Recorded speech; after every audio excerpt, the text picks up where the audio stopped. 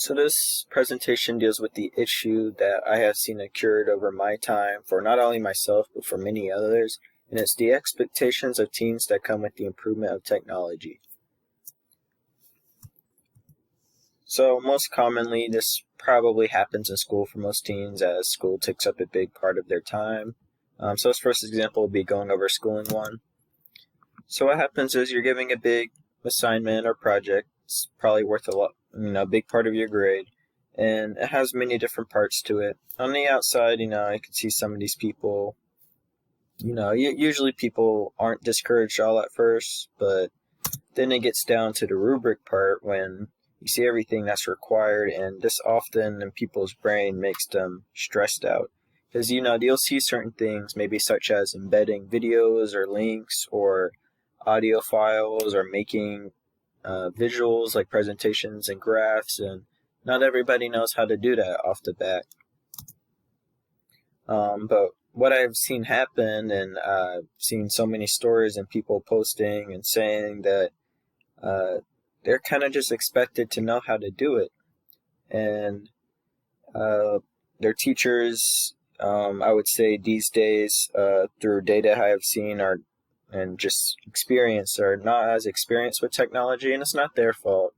But what happens is this effect where they can't provide the amount of help that's required by rubrics, probably not even totally created by the teacher, probably by the district that is trying to inspire maybe the students with trying to incorporate more technology into their daily lives through academic purposes, but doesn't mean that the students just know how to use it. And this is the misconception that leads to many stresses in a school place for students, and it's something that I think needs to be addressed.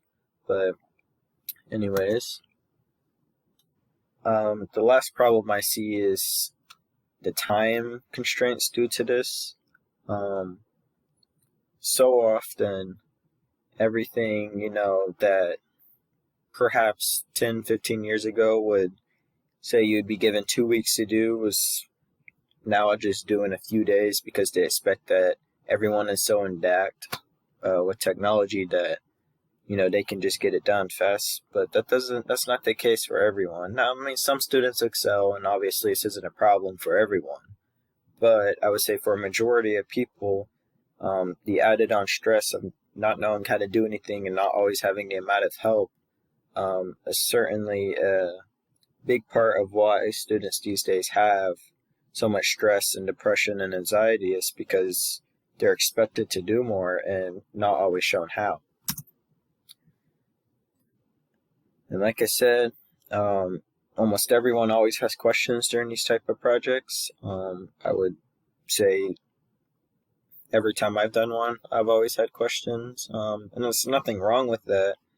But, many people don't get their questions tended to in time, especially, when stuff's due so fast. Teachers don't always reply, and some people just are so anxious that they can't even ask, so they never get the help they need and just end up getting a bad grade. And this occurs too often, and I think it needs more attention, that everyone should be looked out and taught at the same level, even though just, make sure everybody's on the same level before going to new stuff. But this doesn't always happen. It's just all about accelerating the schedule these days when it comes to schooling. So everything just goes by so fast. And with technology, the problem is that it allows it to go by so fast, but students, always just can't keep up. And so that was an example in school, but this also happens quite often in other places of life for teens.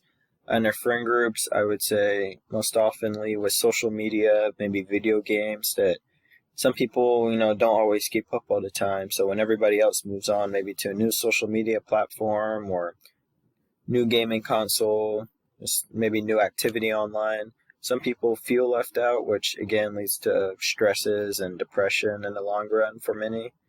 At home, like I said, the older generations not always being as fluent in technology maybe as the younger, but So there's misconceptions and misunderstandings all the time between teens and adults in their life about technology, and it's not always their fault. Um, but again, it's a problem created by the school place, I would say, more than likely.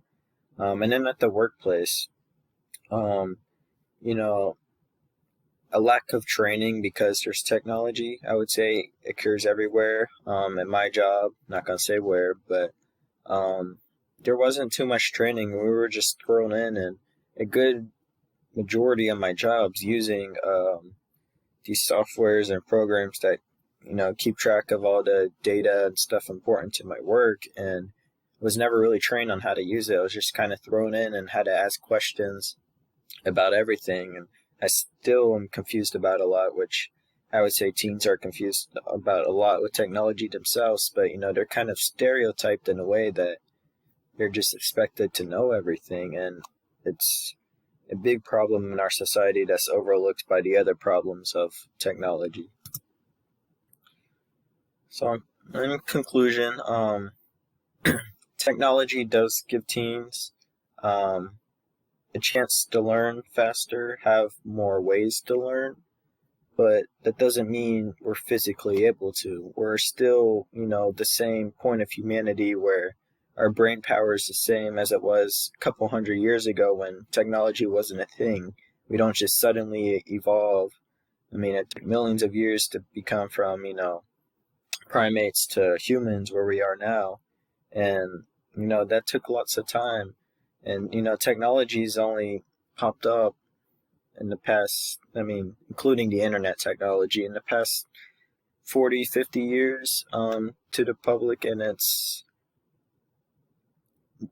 humans' brains aren't capable of evolving as fast as technology evolves. So it's a problem that's probably hit on teens the most, as it revolves around their schooling, their social life, their future economic plans. Technology has everything to do with a good majority of people's lives these days.